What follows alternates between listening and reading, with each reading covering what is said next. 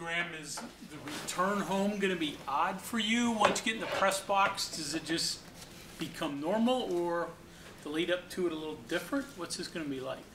I think it'll be the same. I think. I don't know. I've never been back and coached there, but obviously be familiar with the town. I don't even know if I've ever been in the coach's box, so it's not like that's familiar ground or something. So, like I said, it'll be. I'll know where I am, but that's about the only difference in that one and all the other ones until I get in that box, I guess. But it'll be fun, and it's been a long time since I've been back there. So, it seems like Lubbock was changing pretty quickly when I was there, and I'm sure it's changed a lot since I've been there last. So I'll be interested to see what it looks like. Neil mentioned, he said it's going to be important for the quarterbacks to throw spirals because of the wind, and you have a unique perspective. What do you tell your guys? Because it can be pretty unpredictable there. Yeah, I don't throw spiral, I guess. I don't tell them anything. You just got to, the weather's the weather. It's not like you can change it, so we're going to have to go execute no matter what we get. And when you're out there, you just kind of get used to it. Some days are windier than others, especially in the spring. Spring can be crazy out there. Spring ball's not the most fun time to throw the football. But like I said, when you're out there, you kind of get used to it. And I don't know what it's supposed to be this weekend, but it's like I said, it's not going to change anything, so it's not something I really think about or talk about much. More of a psychological thing, and you just got to deal with it. I guess Leach never he never let us use it as an excuse. That's for sure. He never talked about it, or if you threw bad balls. If you threw bad balls, he yelled at you, and whether it was windy or not. So you better learn to throw in it. Coach, obviously the coaches have changed since you were at Texas Tech, but they were down to their third quarterback there last week, and he still threw 62 times in a game. And I'm guessing that probably doesn't really surprise you at all, but I'm just kind of wondering, is there something to the passing game and Texas Tech, pass and Lubbock? Is there just coaches have come and gone, but there's still that reputation of Texas Tech being this pass happy, pass first kind of thing. I don't know that since Leach has been there, they've thrown it quite a bit, I guess, and I think that's just that maybe the fans kind of fell in love with it with Leach because it was different, and at the time it was real different. When he first got out there, no one was throwing the ball like that, and that's just kind of become the brand of football maybe those fans expect or the administration wants. Administration has changed since everyone's changed pretty much since I've been there. I don't know hardly any of them, but except the equipment guy, he's the best, Zane. But everyone else is different. But like I said, I think more than anything, probably like it's a brand of football that's worked out there before, and you're trying to duplicate success, and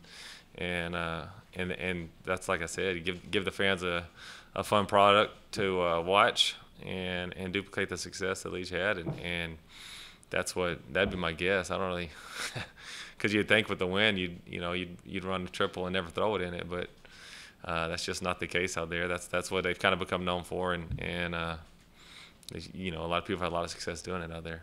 If they ever brought in a coach that two tight ends, I formation, would that look weird to you at Texas Tech? Yeah, I guess. I don't know. Spike might have been doing that back in the day, so there might have been some old timers that enjoyed it. But like I said, it's become a spread offensive place, and that's what they've done for a long time. And it's kind of what you expect to see when you see Texas Tech play. But I don't know, maybe something else would work out there. You got to give it a try. 19, Tyree Wilson. What jumps out at you when you watch him on tape? He's really long and can give you issues, but like always, I think we got to they're gonna be who they are, and we got to go execute what we do well, And a couple of those guys last week were long. This kid, done a lot of good things, and like I said, length obviously helps at a lot of positions, and in particular that one, and so he does a good job, and but. And we got to focus on doing our job at a high level, because I think if we do, we can go move the football, and that's kind of the message always is like if we just do our job at a really high level, we can execute. And I think you can see that. Like Baylor was a good defense, and we went executed at times really well. So the key is focus on continuing to improve what we do, continue to get better at what we do, be really consistent. Because I think if we do, we can go move football. You played there 4 years. What was the worst weather day you played there? You remember a game that? Every day. Every day.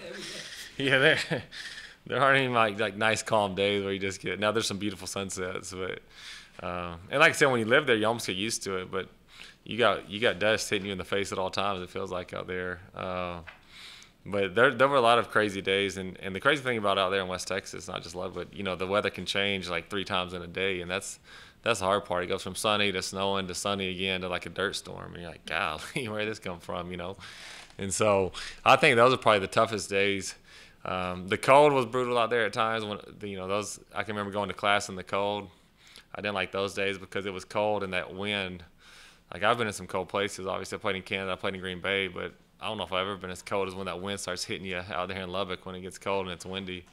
But then the days where the weather changes like 3 different times, those are tough too because you're prepared for one thing and you get 3 different other things, and then you're like, well, I wasn't prepared for this. You got shorts on and then it's 20 degrees out there, and you're like, well, that was a bad plan. But there's really no planning out there, so you just go with what you have at the moment. They always say you can sit on your porch and watch your dog run away for miles and miles and miles out there. You ever heard that phrase? No, but you better, you're not going to see that far because you just see dirt after a while, you know what I mean? It starts blowing at you. It's no wonder they keep the same equipment manager. Yeah. He's not even keep up with it. Yeah, it's wild. That weather is crazy, but like I said, spend a lot of time out there, and after a while, you don't think about it much. I'm curious, they have a star on their defense. They list a star. I guess that's a spur or safety or whatever. Is there any carryover or similarities to what you face with Baylor? Do they do anything that carries over? I think I think they're a little more. Baylor played us a little different than they played us, gave us a few different looks than necessarily we probably expected. But at the end of the day, I think you can. I mean, people are going to get to. I mean, there's only so many ways you can play defense. I think you know what I mean, and they're going to get to some sort of. They'll get to a spot that you've seen before at some point, and it's just how you want to get to those spots, and they do it a little differently. I think that what they've shown to be is mix it up more than a lot of people we've seen this year, you know what I mean? So you got to be prepared for a lot of things. But like I said, once the ball snaps, if you pause the tape, they're going to be in spots that everyone else gets to, and I think that they probably try to do a lot of things to try to confuse you and not let you recognize that.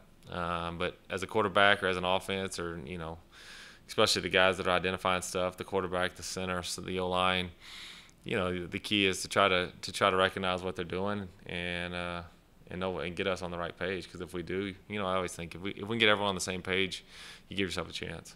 Was JT and Zach pretty on spot on with what they saw from Baylor, in your opinion? They did a really good job, and I think that, kind of like I said, even if they're wrong, as long as they're wrong together, like we have a chance. There were times where we probably could have pushed it one direction. JT could have pushed it a direction, and especially in some of the draws, and we could have blocked up the draw, and he could have handed off instead of throwing it. But at the nice thing about that play, or that's just an easy example, is they all knew where they were going. So JT knew who the free guy was, who he had to get rid of the football against, and he did a heck of a job of doing that. You know what I mean? So that's the key, is not necessarily making sure we pick it up perfectly, but just making sure that all 11 are on the same page. Because if that's the case, then we'll find an answer, hopefully. You know what I mean? But if one guy thinks one thing and another thinks the other, well, now you're in trouble, because that's when you get someone, free runners that you don't expect, or whatever the case may be.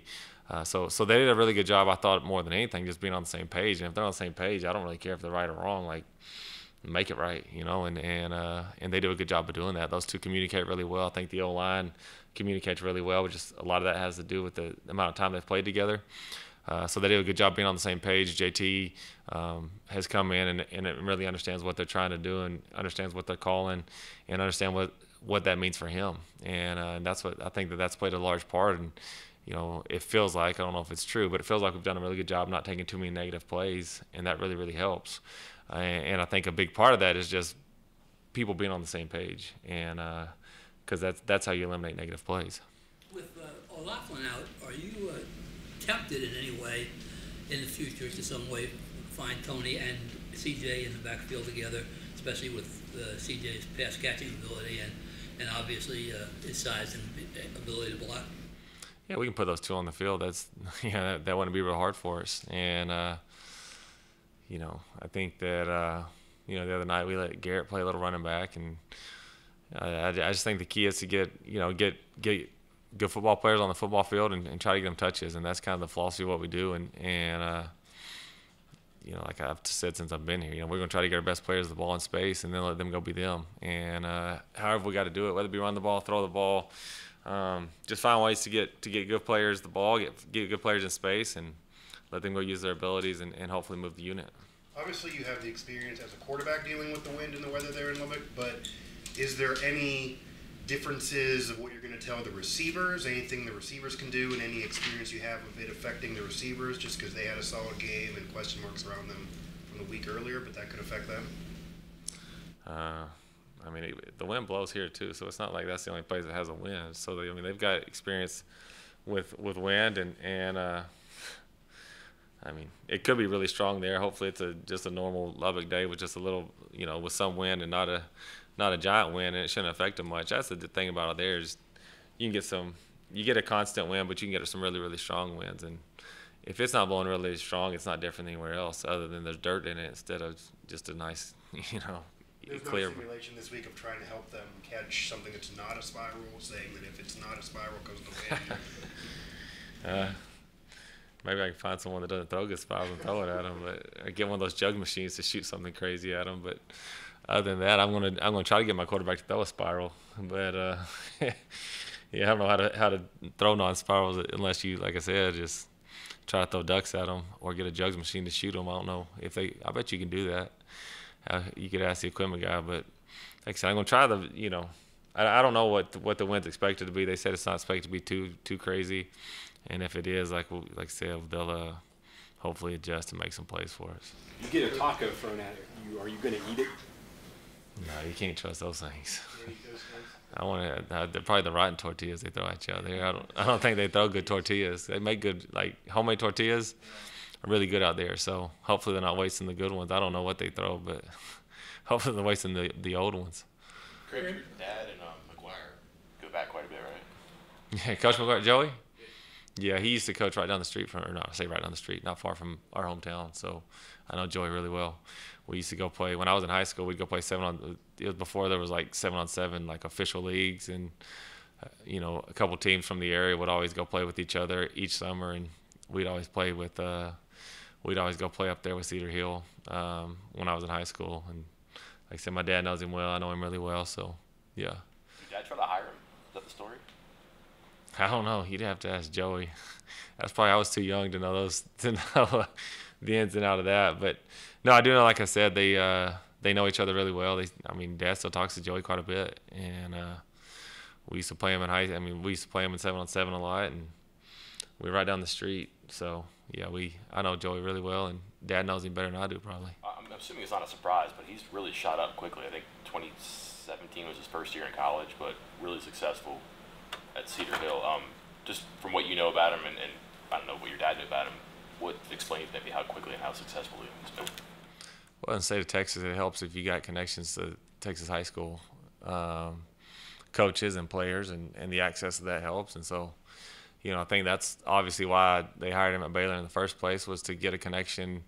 You know, when Coach Roll came in there, he didn't have a ton of Texas ties, and best way to get Texas ties is to hire a Texas high school coach that has had success. And the thing about Joey is he knows, you know, he's got a pretty outgoing personality. So not only had he had success, but all the high school coaches knew him, you know what I mean? And so that helps. And then the personality obviously helps him in recruiting. And like we can say we want, but if I got good players, I'm a lot better coach than if I have bad players. So like I said, he's got an outgoing personality. Lots of the high school coaches know him and trust him, and so they're going to give him access, and that helps in recruiting.